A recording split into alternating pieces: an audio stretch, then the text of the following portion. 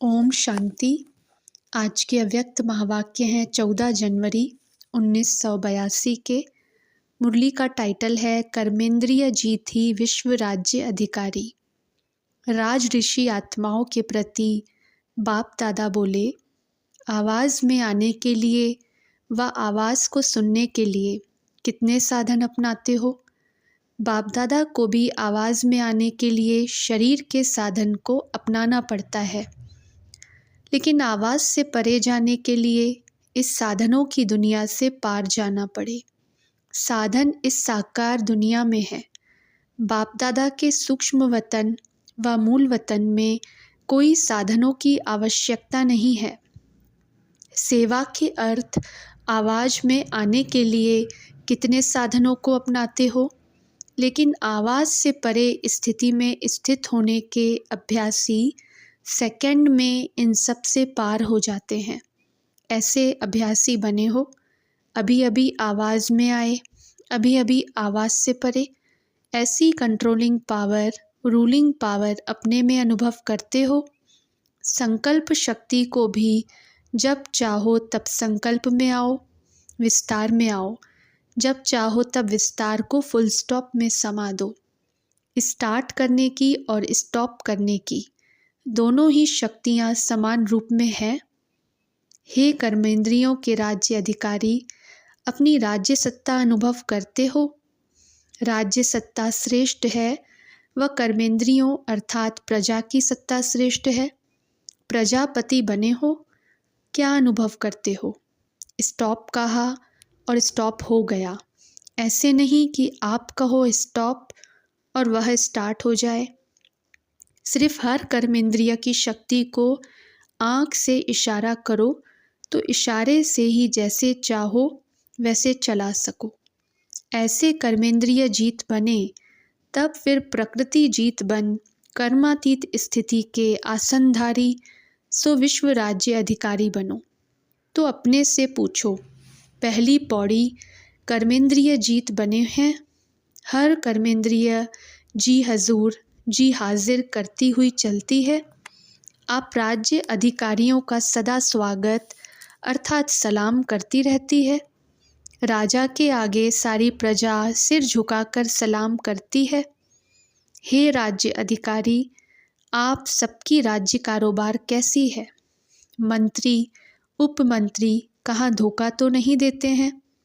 Check करते हो अपनी राज्य कारोबार को? राज्य दरबार रोज लगाते हो या कभी कभी?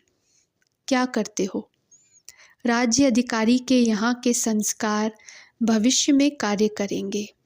चेक करते हो कि वर्तमान समय मुझ आत्मा के राजवंश के संस्कार हैं, व प्रजा के संस्कार हैं, व स्टेट के राज्य अधिकारी के संस्कार हैं, अर्थात हद के राज्य अधिकारी के संस्कार हैं, व बेहद विश्व महाराजन के संस्कार हैं, व उनसे भी लास्ट पद दास दासी के संस्कार हैं।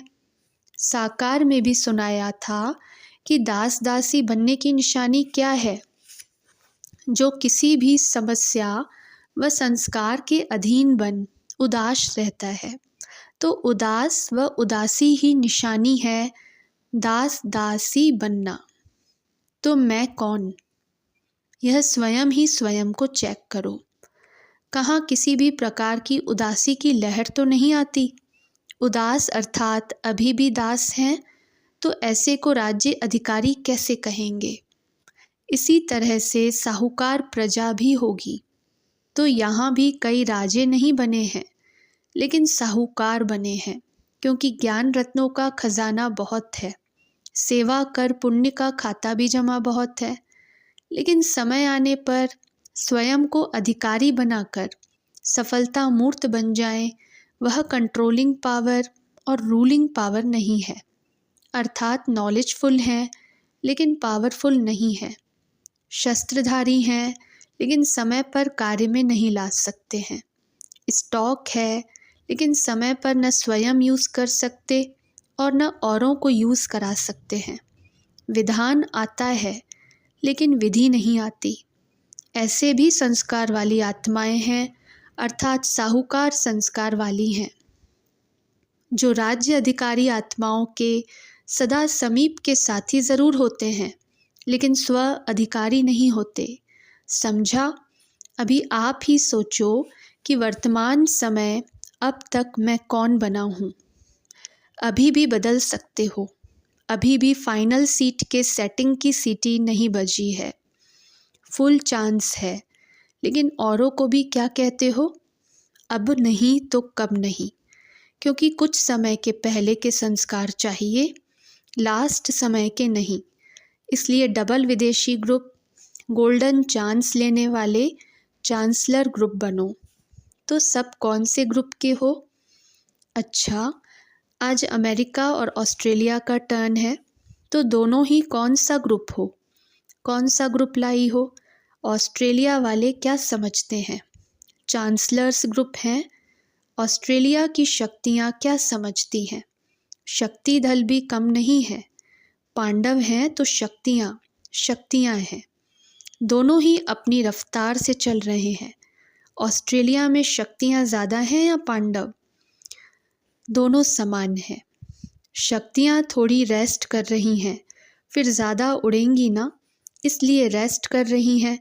बाकी जाना तो नंबर 1 है। ऐसे कई करते हैं, बीच में थोड़ी रेस्ट लेकर के फिर फास्ट जाते हैं और मंजिल पर पहुंच जाते हैं। अच्छा, सदा कर्मेंद्रिय जीत, प्रकृति जीत, सूक्ष्म संस्कार जीत अर्थात माया जीत, स्वराज्य अधिकारी, सो विश्व राज्य अधिकारी, ऐसे राज्यवंशी राज ऋषि आत्माओं को बाप दादा का याद प्यार और नमस्ते।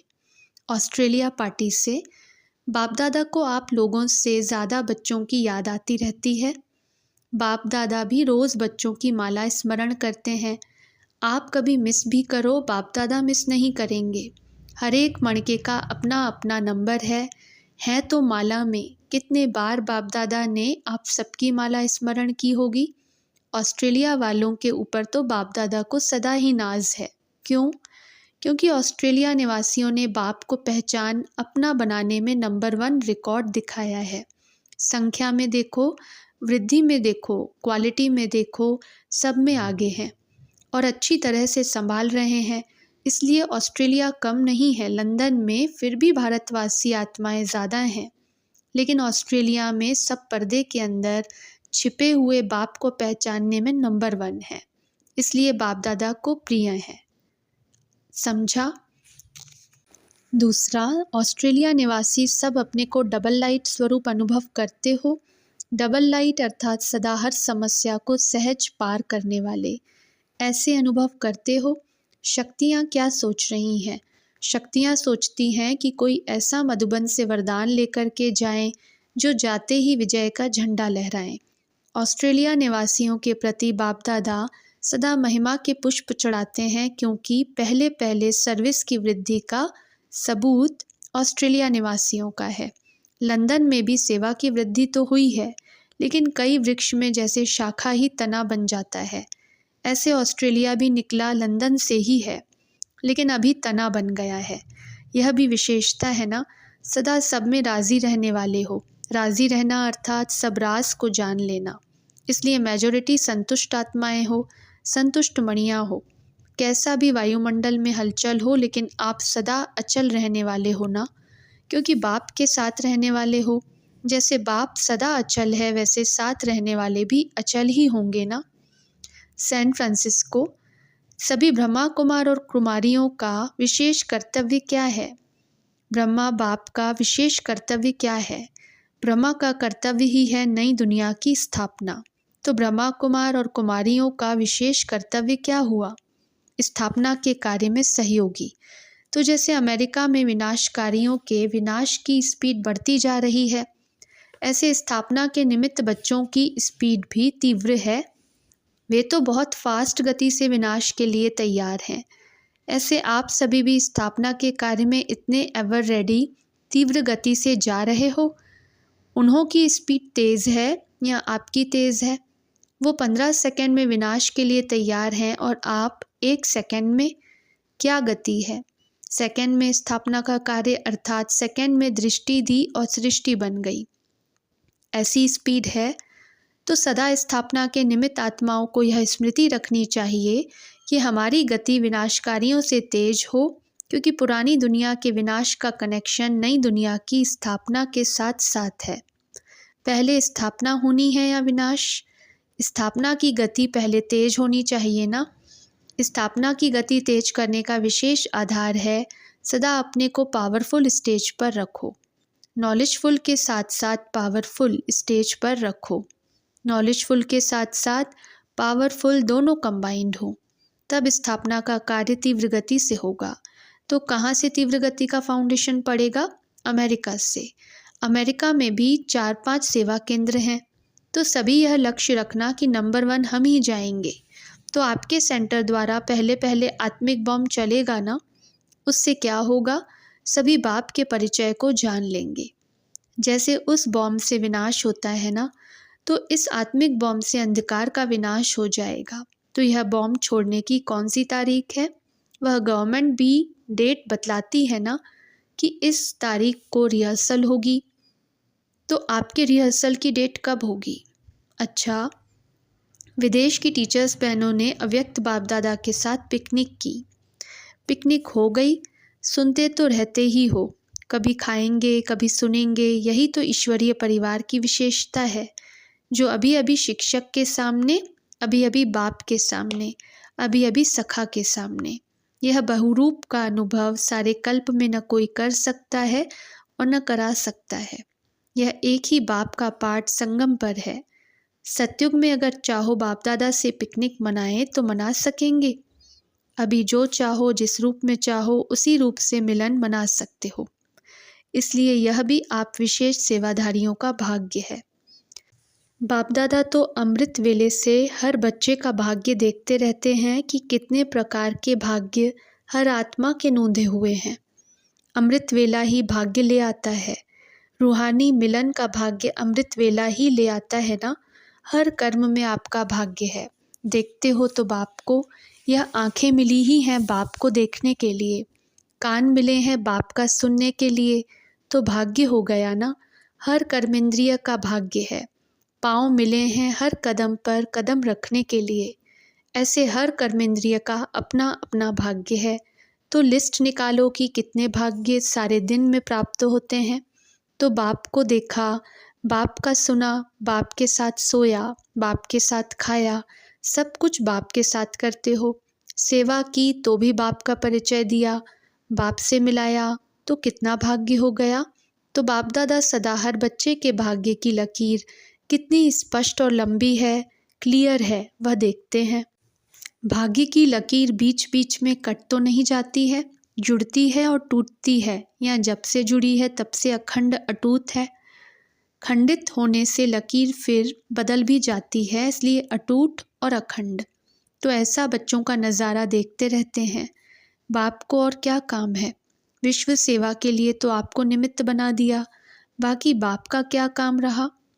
बच्चों ने कहा बाबा ही तो सब कर रहे हैं। तो बाप दादा कहते सिर्फ बैकबोन बनने का काम बाप का है, बाकी बच्चों से मिलना, बच्चों को देखना, बच्चों से रूहान करना, बच्चों को चलाना, यही काम रह गया है ना।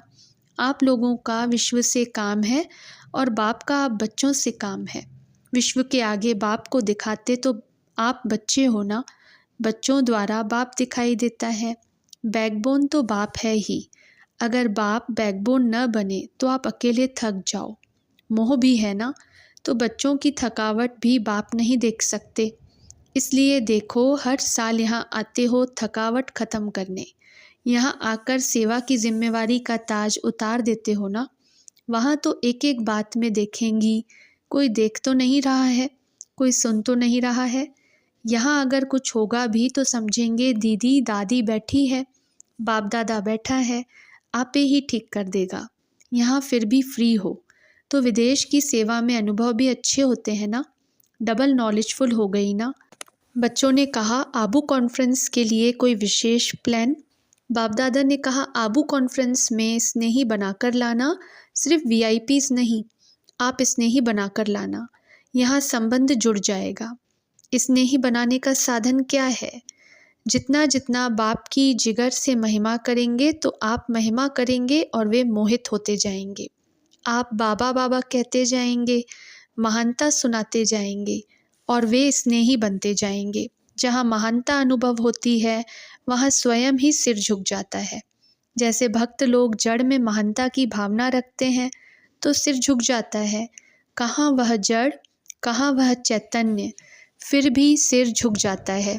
यहाँ भी देखो, कोई प्राइम मिनिस्टर या प्रेसिडेंट है तो उसका भी महानता के आगे ऑटोमेटिक सिर झुक जाता है ना। तो आप भी बाप की महानता सुनाती जाएंगी और उनका सिर झुकता जाएगा। आप लोग तो होशियार हो गई है ना, साइंस का भी नॉलेज है, साइलेंस का भी है, देश का भी है तो विदेश का भी है। तो अनुभव भी एक शक्ति है, सबसे बड़ी शक्ति अनुभव है।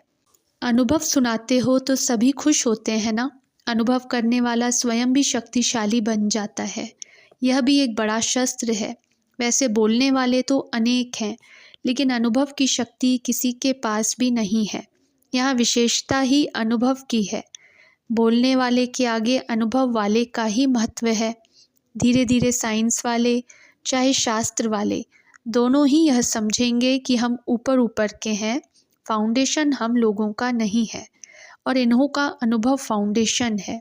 चाहे चंद्रमा तक भी चले गए लेकिन अपने आप की अनुभूति नहीं है।